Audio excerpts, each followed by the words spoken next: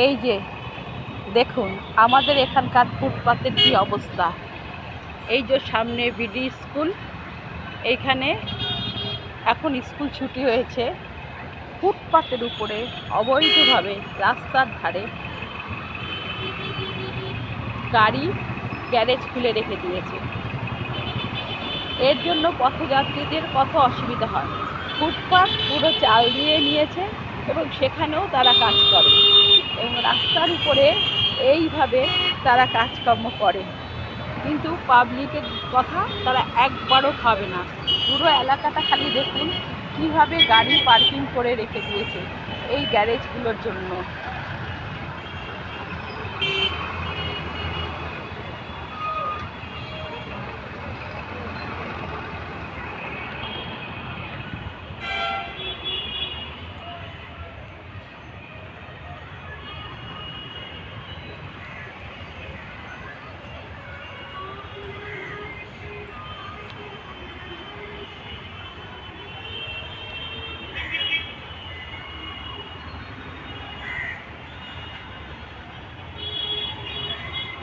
এবার এদিকটা দেখুন, এখানেও একটা গ্যারেজ, গাড়ি রিপেয়ারিং হয়, সব বাইক স্কুটার রিপেয়ারিং হয়।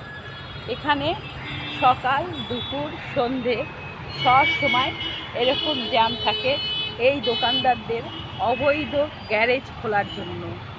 কিন্তু এরা এখানে গ্যারেজ খোলার কোনো এদের পারমিশন নেই, তার সত্ত্বেও এরা রাস্তার মধ্যে অবৈধভাবে গ্যারেজ খুলে রেখে দিয়েছে এবং কার পার্কিং করে রেখে দিয়েছে।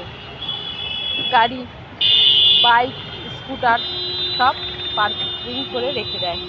আর সাধারণ জনসাধারণ দেখুন কিভাবে চলাফেরা করছে, রাস্তার অবস্থা দেখুন।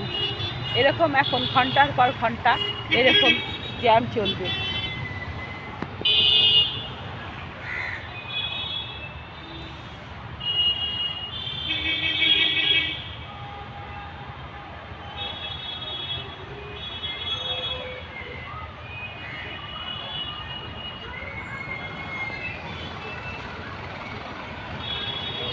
রাস্তার ওপার এপার সব পারেই গাড়ির গ্যারেজ, শুধু স্কুটার সারাই করার দোকান খুলে রেখে দিয়েছে এবং কি রাস্তার দখল করে, যার কারণেই আমাদের এই রাস্তাটা এরকম সবসময় ভিড় হয়ে থাকে, যানজট হয় এবং অনেক অ্যাক্সিডেন্টও হয়।